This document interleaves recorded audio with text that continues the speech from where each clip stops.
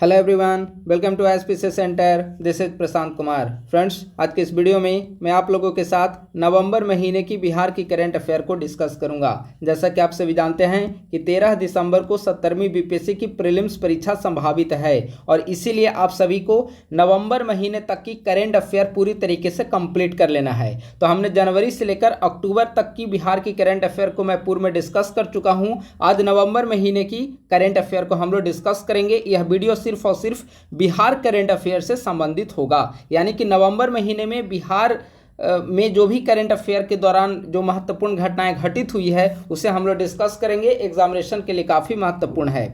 पहला है राज्य युवा उत्सव 2024। देखिए, राज्य युवा उत्सव 2024 का आयोजन बिहार के लखीसराय में किया जा रहा है। ठीक है, वर्ष 2023 ईस्वी में इसका आयोजन छपरा में किया गया था, लेकिन 2024 ईस्वी में इसका आयोजन कहां पर किया जा रहा है? लखीसराय में। 30 नवंबर से 2 दिसंबर के बीच में इसका आयोजन किया जाएगा। इसका उद्घाटन बिहार के माननीय उप मुख्यमंत्री विजय कुमार सिन्हा के द्वारा किया जाएगा। तो राज्य युवा उत्सव 2024 का आयोजन बिहार के किस जिले में किया जा रहा है या किस जिले में किया गया? तो लखीसराय में 30 नवंबर से 2 दिसंबर के बीच में। अगला है केंद्रीय गृह मंत्रालय की रैंकिंग 2024 में पटना का राजीव नगर थाना देश का 7वां सर्वश्रेष्ठ थाना बना है। यानी कि केंद्रीय गृह मंत्रालय के द्वारा जो श्रेष्ठ थाने हैं उसकी रैंकिंग, सर्वश्रेष्ठ जो पुलिस स्टेशन है उसकी रैंकिंग जारी की गई है। उसमें पटना का जो राजीव नगर थाना है वह देश का 7वां सर्वश्रेष्ठ पुलिस स्टेशन बना है। अगर नंबर 1 पे देखें तो तेलंगाना का Rajendra Nagar police station number 1 पे है और पटना का Rajiv Nagar police station number 7 पे है। बिहार सर्किल देश का ऐसा पहला डाक विभाग बना है जहां से वेद एवं उपनिषद का विशेष आवरण जारी किया गया है। बहुत महत्वपूर्ण सवाल है। ठीक, आपसे पूछा जा सकता है कि देश का ऐसा पहला डाक विभाग कौन बना है जहां से वेद एवं उपनिषद का विशेष आवरण जारी किया गया? तो आप क्या बताएंगे? बिहार सर्किल जो डाक विभाग का है। ठीक है, अगला बिहार में ड्रोन कंपनी से संबंधित है। बिहटा पटना में बिहार की पहली ड्रोन बनाने की कंपनी स्थापित की जाएगी। ठीक है, यानी कि ड्रोन बनाने की कंपनी जो पहली कंपनी है वह बिहार में बिहटा पटना में स्थापित की जाएगी। कंपनी का नाम है AVPL इंटरनेशनल। इसकी स्थापना 2016 ईस्वी में की गई थी और वर्तमान समय में कृषि क्षेत्र की एक अग्रणी और महत्वपूर्ण कंपनी मानी जाती है। और इसी कंपनी के द्वारा बिहार में ड्रोन बनाने की पहली कंपनी स्थापित की जाएगी। कहां पर? बिहार की राजधानी पटना के बिहटा में। बिहार बिजनेस कनेक्ट का दूसरा संस्करण। देखिए, बिहार बिजनेस कनेक्ट का पहला संस्करण थोड़ा हम लोग चर्चा कर लें। पहला संस्करण का आयोजन दिसंबर 2023 में पिछले वर्ष किया गया था और इसके अंतर्गत 50,000 करोड़ से अधिक निवेश बिहार सरकार को प्राप्त हुए थे। और इस बार बिहार बिजनेस कनेक्ट का दूसरा संस्करण 19 से 20 दिसंबर 2024 ईस्वी के मध्य पटना में पुनः आयोजित किया जा रहा है। ठीक है, तो आप लोग ध्यान रखेंगे, बिहार बिजनेस कनेक्ट का दूसरा संस्करण बिहार की राजधानी पटना में 19 से 20 दिसंबर 2024 के बीच में। इसका पहला संस्करण वर्ष 2023 में दिसंबर महीने में इसी समय संचालित हुई थी। लगभग 50,000 करोड़ रुपए से अधिक के निवेश बिहार सरकार को प्राप्त हुए थे।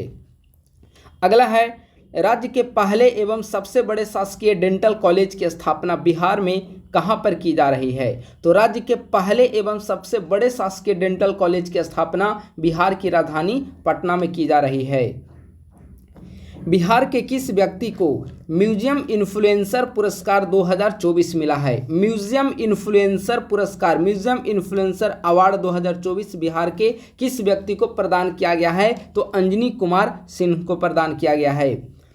अंतर्राष्ट्रीय व्यापार मेले में शानदार प्रदर्शन के लिए बिहार पवेलियन को गोल्ड मेडल प्रदान किया गया है। ठीक है, अगर आप लोग देखें कि अंतर्राष्ट्रीय व्यापार मेले का आयोजन कहां पे किया गया तो 43वें अंतर्राष्ट्रीय व्यापार मेले का आयोजन 14 से 27 नवंबर 2024 के बीच में नई दिल्ली में किया गया है और इसका थीम था विकसित भारत 2047। ठीक है, और इसी अंतर्राष्ट्रीय व्यापार मेले में शानदार प्रदर्शन के लिए बिहार पवेलियन को गोल्ड मेडल से सम्मानित किया गया है। अगला है जीपीओ पटना में देश के पहले डाक टिकट की प्रतिकृति लगाई गई है। देश के पहले डाक टिकट की प्रतिकृति कहाँ पर लगाई गई? जीपीओ पटना में। यह जो प्रतिकृति है वह 250 वर्ष पूर्व यानी कि 31 मार्च 1774 ईस्वी को पटना में लागू की गई तांबे के डाक टिकट की है। ठीक है, आप लोग ध्यान रखेंगे, पटना में जीपीओ पटना में देश के पहले डाक टिकट की प्रतिकृति लगाई गई। यह जो प्रतिकृति है वह 250 वर्ष पूर्व 31 मार्च 1774 ईस्वी को पटना में लागू की गई तांबे के डाक टिकट की है। ठीक है, उस समय पटना का नाम अजीमाबाद था। ठीक है, आप लोग यह भी ध्यान रखेंगे। तो यह है जीपीओ पटना में पहले डाक टिकट की प्रतिकृति लगाई गई है। अगला बहुत महत्वपूर्ण डेटा है और प्रश्न पूछे जाने की प्रबल संभावना है। ई श्रम पोर्टल के अनुसार बिहार के लगभग 3 करोड़ असंगठित क्षेत्र में रोजगार कर रहे श्रमिक जो हैं जो ई श्रम पोर्टल पर रजिस्टर्ड हैं। ठीक है, यानी कि ई श्रम पोर्टल के अनुसार बिहार में लगभग 3 करोड़ लोग जो हैं वह असंगठित क्षेत्र में रोजगार कर रहे हैं। ठीक है, और इनमें से भी आप देखेंगे कि सर्वाधिक जो संख्या है वह एग्रीकल्चर क्षेत्र में है, कृषि क्षेत्र में है। ठीक है, उत्तर प्रदेश के बाद सर्वाधिक कार्मिक बिहार के हैं, यानी कि ई श्रम पोर्टल पर सबसे ज़्यादा संख्या में कहाँ के कार्मिक रजिस्टर्ड हैं? यूपी के।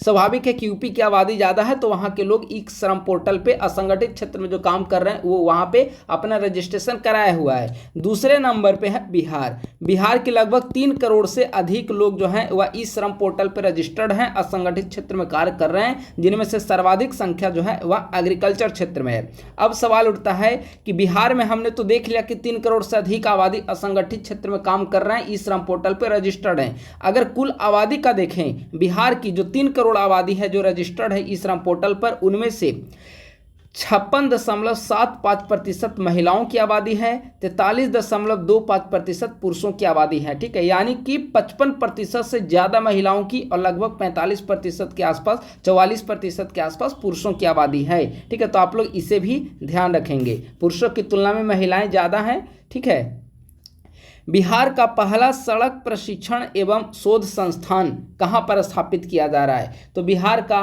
पहला सड़क प्रशिक्षण एवं शोध संस्थान पटना के मोकामा में स्थापित किया जा रहा है। हाल ही में वाराणसी में बिहार का पर्यटक सूचना केंद्र खोलने की घोषणा की गई है। आपसे पूछा जा सकता है कि हाल ही में किस शहर में बिहार का पर्यटक सूचना केंद्र खोले जाने की घोषणा की गई है? तो आप क्या बताएंगे? वाराणसी। अब आइए, बहुत महत्वपूर्ण टॉपिक है, 8वां महिला एशिया हॉकी टूर्नामेंट 2024 का आयोजन हाल ही में राजगीर में किया गया। आप सभी इससे अवगत होंगे, लेकिन इस खेल के दौरान कई सारी ऐसी महत्वपूर्ण घटनाएं हैं जिस पर चर्चा करना आवश्यक है और जहां से प्रबल संभावना की प्रश्न पूछा जाए। पिछले महीने के जब आप हमारा अक्टूबर महीने का बिहार करंट अफेयर का वीडियो देखेंगे तो उसमें हमने डिस्कस किया था कि कब से कब तक इसका आयोजन किया गया है, कौन कौन से 6 देश इसमें शामिल हो रहे हैं। ठीक है, तो उसके बाद की चीज़ों को हम लोग डिस्कस करेंगे। उम्मीद है कि आप लोग लगातार बिहार करंट अफेयर को हमारे यूट्यूब चैनल ISPC सेंटर से कवर कर रहे होंगे। तो अक्टूबर महीने में आपने 8वां महिला एशिया हॉकी टूर्नामेंट को आपने पढ़ा होगा। तो इसका ओवरऑल देखें तो राजगीर में इसका आयोजन किया गया, 6 देश की टीमों ने यहाँ पर भाग लिया। इसमें विजेता भारत की टीम बनी है। ठीक है, भारतीय टीम विजेता बनी है और यह तीसरी बार भारत की टीम ने तीसरी बार महिला एशिया हॉकी टूर्नामेंट जीता है। लगातार दूसरी बार इसने जीता है। ठीक है, देखेंगे तीसरी बार में एक बार इन्होंने 2016 में जीता, फिर 2024 में जीता और फिर 2023 और 2024 में लगातार इन्होंने जीता। तो आप लोग ध्यान रखेंगे, यह तीसरी बार भारतीय टीम ने जीती है एशिया हॉकी टूर्नामेंट 2016, 2023 एंड 2024 में। तो विजेता टीम रही इंडिया की टीम, उप विजेता रही चाइना की टीम। ठीक है, फाइनल मैच में एकमात्र गोल भारत की दीपिका ने किया है। तो आप लोग यह भी ध्यान रखेंगे। और टूर्नामेंट में सबसे ज़्यादा गोल भारत के खिलाड़ियों के द्वारा किया गया है और टोटल 29 गोल जो है वह भारत के खिलाड़ियों के द्वारा किया गया, जो कि टूर्नामेंट में सर्वाधिक है। जीत के बाद बिहार सरकार ने सभी विजेता खिलाड़ियों व कोच को 10-10 लाख रुपये एवं सपोर्ट स्टाफ को 5-5 लाख रुपये देने की घोषणा की है। यानी कि हॉकी महिला टीम में जो भी खिलाड़ी शामिल हैं प्लस में जो कोच हैं उनको 10-10 लाख रुपए बिहार सरकार की तरफ से दिया जाएगा और जो सपोर्टिंग स्टाफ होते हैं उनको 5-5 लाख रुपए बिहार सरकार के द्वारा दिए जाने की घोषणा की गई है। इसी अवसर पर केंद्रीय खेल मंत्री मनसुख मंडाविया ने घोषणा किया है कि 2025 ईस्वी में खेलो इंडिया यूथ गेम्स एवं पैरा गेम्स का आयोजन बिहार में किया जाएगा। यानी कि अब देखेंगे कि खेल के क्षेत्र में बिहार अब काफी धीरे धीरे ही सही लेकिन वह आगे बढ़ रहा है। अगला है, हाल ही में बिहार की किस भाषा को शास्त्रीय भाषा का दर्जा दिए जाने की मांग की गई है। बहुत महत्वपूर्ण सवाल है। बिहार की मैथिली भाषा को शास्त्रीय भाषा दिए जाने की मांग बिहार के राजनेताओं के द्वारा हाल ही में केंद्र सरकार से की गई है। मैथिली भाषा का चूंकि अपना एक इतिहास रहा है इसीलिए बिहार सरकार के द्वारा मांग की जा रही है कि आप मैथिली भाषा को शास्त्रीय भाषा का दर्जा प्रदान करें। अभी वर्तमान समय में कुल शास्त्रीय भाषा कितने हैं? 11। हाल ही में 5 भाषाओं को शास्त्रीय भाषा का दर्जा दिया गया और पूर्व में 6 भारतीय भाषाओं को शास्त्रीय भाषा का दर्जा दिया गया था। ठीक है, तो वर्तमान समय में शास्त्रीय भाषाओं की कुल संख्या कितनी है? 11। हमने दिसंबर महीने की पीडी में इसे हमने डिटेल रूप में डिस्कस किया है। अगला है, हाल ही में डॉक्टर राजेंद्र प्रसाद केंद्रीय कृषि विश्वविद्यालय समस्तीपुर को मशरूम पनीर एवं उसके उत्पादन तकनीक के लिए जीआई टैग प्रदान किया गया है। काफ़ी महत्वपूर्ण है। ठीक है, हाल ही में डॉक्टर राजेंद्र प्रसाद केंद्रीय कृषि विश्वविद्यालय समस्तीपुर को मशरूम तकनीक एवं उसके मशरूम पनीर एवं उसके उत्पादन तकनीक के लिए जीआई टैग प्रदान किया गया है। आप लोग अच्छे से देख लेंगे। उप मुख्यमंत्री सम्राट चौधरी ने किस स्थान पर सरदार पटेल की प्रतिमा लगाने की घोषणा की है? तो सरदार पटेल की प्रतिमा लगाने की घोषणा बिहार के उप मुख्यमंत्री सम्राट चौधरी के द्वारा पटना के बिहटा में की गई है। यानी कि बिहटा में सरदार पटेल की प्रतिमा लगाई जाएगी। अगला है, बिहार सरकार के द्वारा मार्च 2026 ईस्वी तक उत्तर कोयल जलाशय परियोजना पूरा कर लिए जाने का लक्ष्य रखा गया। जल्दी में न्यूज़ में काफ़ी ज़्यादा हाईलाइटेड था कि बिहार सरकार के द्वारा टारगेट रखा गया है कि मार्च 2026 ईस्वी तक उत्तर कोयल जलाशय परियोजना को पूरी तरीके से कंप्लीट कर लिया जाएगा। उत्तर कोयल जलाशय परियोजना से जो संबंधित जिले हैं बिहार का गया जिला और औरंगाबाद जिला है। कहीं कहीं आपको अरवल जिला भी देखने को मिलेगा लेकिन मुख्य रूप से गया और औरंगाबाद जिला इसमें शामिल है। बिहार के किस जिले में लेदर पार्क का निर्माण किया जा रहा है? बिहार के मुजफ्फरपुर में लेदर पार्क का निर्माण किया जा रहा है। और एक और बात आप लोग याद रखेंगे, मुजफ्फरपुर में बिहार का दूसरा खादी मॉल वहाँ स्थापित किया जा रहा है। ठीक है, बिहार का पहला खादी मॉल आप देखेंगे तो बिहार की राजधानी पटना में गांधी मैदान के अपोजिट साइड में है। ठीक है, उद्योग भवन के पास में। और अगर बिहार का दूसरा खादी मॉल देखेंगे तो मुजफ्फरपुर में स्थापित किया जा रहा है। ठीक है, तो बिहार के किस जिले में लेदर पार्क का निर्माण किया जा रहा है? तो मुजफ्फरपुर जिले में। दूसरे खादी मॉल का निर्माण किया जा रहा है तो अभी मुजफ्फरपुर जिले में। दोनों को आप लोग याद रखेंगे। अगला काफी महत्वपूर्ण है, ANRF अनुसंधान नेशनल रिसर्च फाउंडेशन, इसका पूरा नाम हो गया। ठीक है, ANRF की रैंकिंग में शामिल बिहार का एकमात्र संस्थान कौन है? तो ANRF की रैंकिंग में शामिल बिहार का एकमात्र संस्थान पटना विश्वविद्यालय है। पटना विश्वविद्यालय ने टॉप 100 के अंतर्गत 99वां स्थान पे अपना रैंक सुनिश्चित किया है। तो ANRF की रैंकिंग में शामिल बिहार का एकमात्र संस्थान कौन है? पटना विश्वविद्यालय। अगला है, IIT पटना के professor doctor Abhinav Kumar BRICS young scientist forum के लिए चुने गए हैं। आपसे पूछा जा सकता है कि हाल ही में बिहार के किस प्रोफेसर का चयन ब्रिक्स यंग साइंटिस्ट फोरम के लिए किया गया है, या फिर ब्रिक्स यंग साइंटिस्ट फोरम में बिहार के कौन से व्यक्ति भाग लेंगे? तो आप क्या बताएंगे? IIT पटना के प्रोफेसर डॉक्टर अभिनव कुमार। ठीक है, ब्रिक्स यंग साइंटिस्ट फोरम का आयोजन रसिया में किया जाएगा और भारत के कुल 12 वैज्ञानिक इसके लिए चयनित हुए हैं। भारत के 12 वैज्ञानिक इसमें हिस्सा लेंगे जिनमें से IIT पटना के प्रोफेसर डॉक्टर अभिनव कुमार भी शामिल होंगे।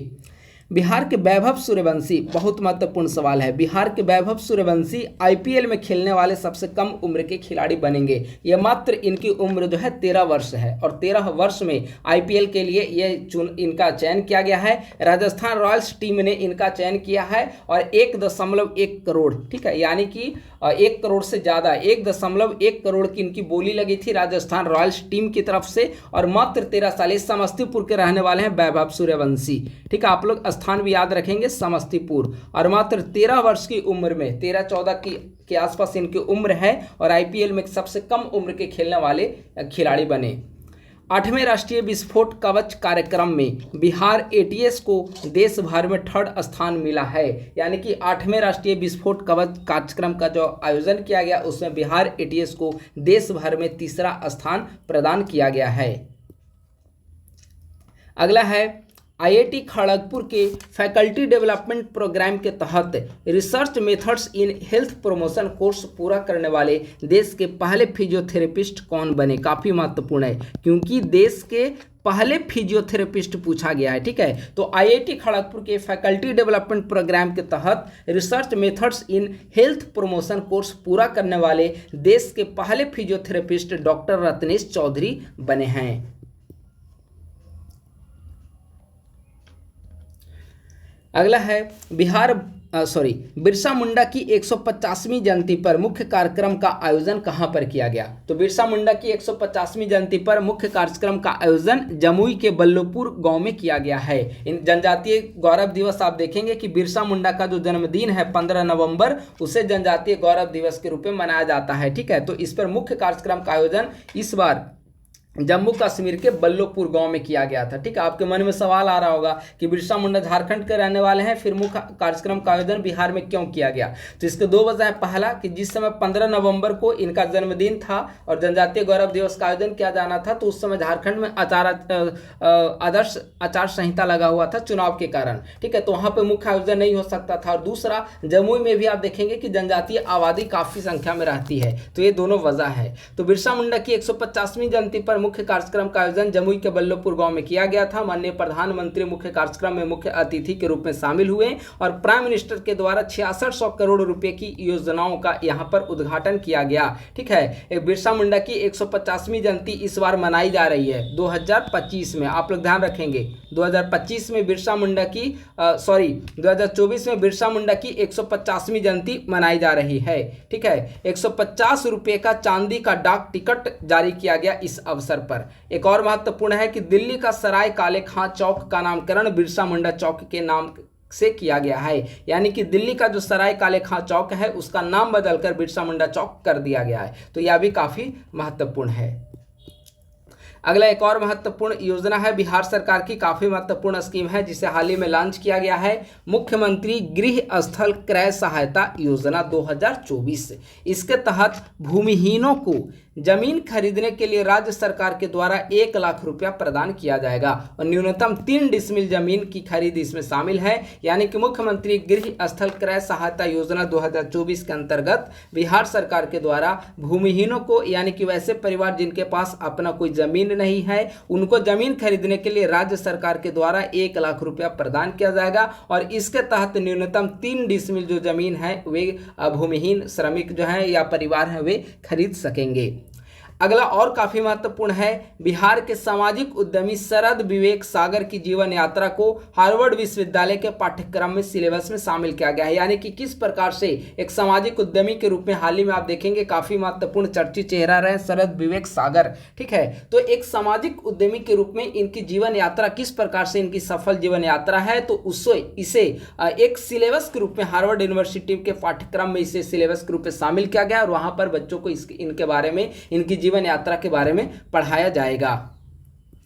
अगला है तकनीकी दक्षता हासिल करने वाला देश का पहला विभाग, काफी महत्वपूर्ण है। तकनीकी दक्षता हासिल करने वाला देश का पहला विभाग कौन बना? बिहार का जल संसाधन विभाग। ठीक है, पीएम गति शक्ति योजना के तहत बिहार का जल संसाधन विभाग जो है वह तकनीकी दक्षता हासिल करने वाला देश का पहला विभाग बना है।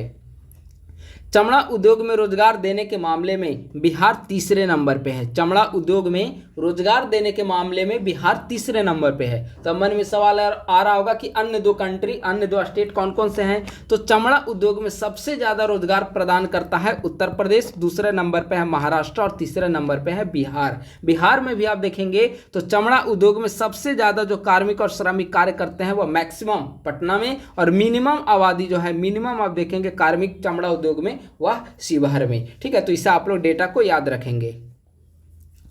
अगला है अबुल कलाम आज़ाद पार्क का उद्घाटन। हाल ही में अबुल कलाम आज़ाद की जयंती मनाई गई। 11 नवंबर को उनका दिवस मनाया जाता है, जन्म दिवस। ठीक है, तो अबुल कलाम आज़ाद पार्क का उद्घाटन उनकी जयंती 11 नवंबर को, उनकी जयंती के अवसर पर माननीय मुख्यमंत्री के द्वारा पटना में किया गया। तो अबुल कलाम आज़ाद पार्क का उद्घाटन हाल ही में कहाँ पर किया गया? बिहार की राजधानी पटना में। अगला है बाल फिल्म महोत्सव 2024। ठीक है, बाल फिल्म महोत्सव 2024, इसका आयोजन लखीसराय में 14 से 16 नवंबर के बीच में किया गया। ठीक है, तो आप लोग याद रखेंगे बाल फिल्म महोत्सव 2024 का आयोजन कहां पर किया गया? लखीसराय में। एक हमने सबसे ऊपर भी डिस्कस किया था राज्य युवा महोत्सव। ठीक है, वह भी लखीसराय में उसका आयोजन किया जा रहा है। यहाँ पर है बाल फिल्म महोत्सव। ठीक है, 2024 14 से 16 नवंबर के बीच में लखीसराय में। इसका थीम क्या होगा? निपुण भारत एवं बेटी बचाओ बेटी पढ़ाओ, इसका थीम होगा। उद्घाटन बिहार के माननीय उप मुख्यमंत्री विजय कुमार सिन्हा के द्वारा इसका उद्घाटन किया गया। ठीक है, तो 14 से 16 नवंबर के बीच बिहार के लखीसराय में बाल फिल्म महोत्सव 2024 का आयोजन किया गया, जिसका उद्घाटन बिहार के माननीय मुख्यमंत्री विजय कुमार सिन्हा के द्वारा किया गया। इस बार बाल फिल्म महोत्सव 2024 का थीम था निपुण भारत एवं बेटी बचाओ बेटी पढ़ाओ। अगला देखते हैं हम लोग। इंडियन काउंसिल ऑफ केमिस्ट के राष्ट्रीय अध्यक्ष व बिहार मुंगेर विश्वविद्यालय के पूर्व कुलपति रंजीत कुमार वर्मा को यूजीसी की अस्थायी समिति का सदस्य बनाया गया है। काफ़ी महत्वपूर्ण है। यूजीसी की अस्थायी समिति का सदस्य बिहार के किस व्यक्ति को बनाया गया? रंजीत कुमार वर्मा को। मुंगेर विश्वविद्यालय के पूर्व कुलपति रह चुके हैं और इंडियन काउंसिल ऑफ केमिस्ट के राष्ट्रीय अध्यक्ष हैं। इन्हें यूजीसी की अस्थायी समिति का सदस्य बनाया गया है। राजगीर खेल विश्वविद्यालय के पहले कुलपति कौन बने? तो राजगीर खेल विश्वविद्यालय के पहले कुलपति शिशिर सिन्हा को बनाया गया है और ये बीपीएससी के पूर्व चेयरमैन, बीपीएससी के पूर्व में ये चेयरमैन रह चुके हैं। ठीक है, तो शिशिर सिन्हा राजगीर खेल विश्वविद्यालय के पहले कुलपति बनाए गए हैं। अगला है सुल्तानगंज रेलवे स्टेशन का नया नाम क्या कर दिया गया? तो सुल्तानगंज रेलवे स्टेशन का नया नाम बदलकर अजगैबीनाथ धाम किया गया है। अगला काफ़ी महत्वपूर्ण है। हाल ही में 5 नवंबर को तुलौथू रोहतास में पहली बार अंतरिक्ष यान सम्मेलन का आयोजन किया गया है। काफ़ी महत्वपूर्ण है, चूंकि अब बिहार में ऐसा आयोजन पहली बार किया गया है। अंतरिक्ष यान सम्मेलन का आयोजन बिहार में कहाँ पर किया गया? तुलौथू रोहतास में 5 नवंबर 2024 ईस्वी को।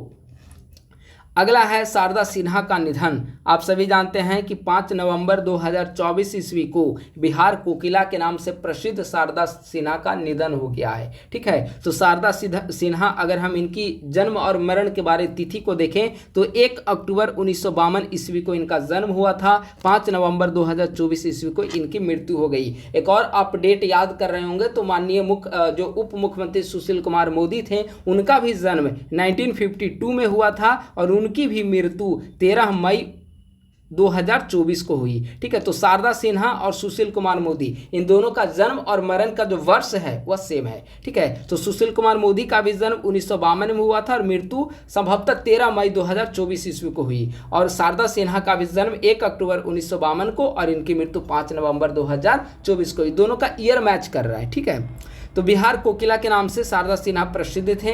इनका अगर हम लोग अवार्ड देखें, इनके अगर सवाल पूछेगा तो बिहार के किस जिले के रहने वाले हैं तो सुपौल के, और इनका अवार्ड पूछा जा सकता है, इसके अलावा कुछ नहीं पूछा जाएगा। ठीक है, तो 1991 ईस्वी में इन्हें पद्मश्री से सम्मानित किया गया। 2000 में संगीत नाटक अकादमी पुरस्कार से सम्मानित किया गया और 2008 ईस्वी में पद्म भूषण से सम्मानित किया गया। 1991 में पद्मश्री, 2008 में पद्म भूषण और 2000 में संगीत नाटक अकादमी पुरस्कार से सम्मानित किया गया। 1974 में इन्होंने पहली बार भोजपुरी गीत गाना प्रारंभ किया था। ठीक है, तो शारदा सिन्हा के बारे में संक्षिप्त जानकारी हो गया। अगला है कोसी गौरव सम्मान 2024। कोसी गौरव सम्मान 2024 किसे प्रदान किया गया? सुमन कुमार को प्रदान किया गया है। अगला है बिहार विधानसभा अध्यक्ष नंदकिशोर यादव ने सिडनी, कहाँ पर है? सिडनी, ऑस्ट्रेलिया, सिडनी में आयोजित 67वें राष्ट्रमंडल संसदीय सम्मेलन में बिहार का प्रतिनिधित्व किया। काफ़ी महत्वपूर्ण है। बिहार विधानसभा अध्यक्ष नंदकिशोर यादव ने सिडनी, ऑस्ट्रेलिया में आयोजित 67वें राष्ट्रमंडल संसदीय सम्मेलन में बिहार का प्रतिनिधित्व किया।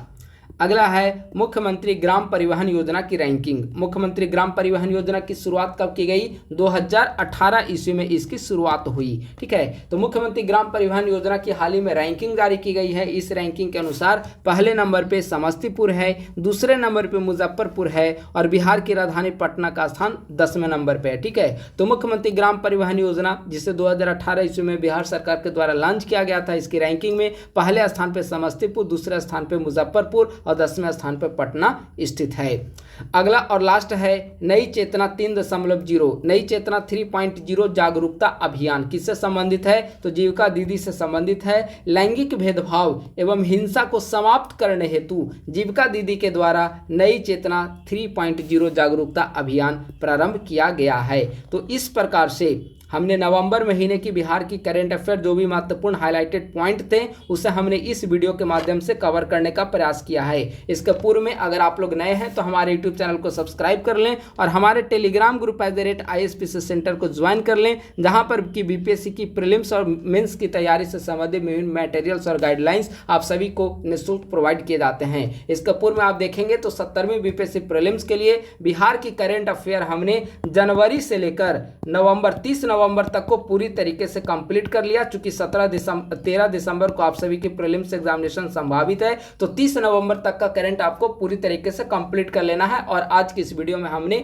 1 नवंबर से 30 नवंबर को पूरी अच्छी तरीके से कंप्लीट किया है। इसके अलावा नेशनल इंटरनेशनल के लिए हमने प्रतियोगिता दर्पण का सीरीज प्रारंभ किया था। जनवरी 2024 से लेकर दिसंबर 2024 तक का पूरा प्रतियोगिता दर्पण का शॉर्ट नोट्स भी हमने आप सभी के साथ डिस्कस किया है। उसका वीडियो जो है हमारे यूट्यूब चैनल के प्लेलिस्ट में अवेलेबल है, आप लोग उसे देख सकते हैं। तो बस आज के वीडियो में इतना ही। अब एग्जामिनेशन में मुश्किल से आपके पास 12 दिनों का समय बचा हुआ है। अंतिम का जो 12 दिन है उसको अच्छे तरीके से आप लोग एक रूटीन के साथ रिवीजन सीरीज के रूप में उसे कंप्लीट कर लें। अंत समय में कई बार जब आप सोचेंगे तो आपको लगेगा कि जो पहले हमने पढ़ा था वो सभी को हम लोग भूल चुके हैं। ठीक है, तो ऐसी घबराहट होना स्वाभाविक है। आप लोग पेशेंस बनाए रखें।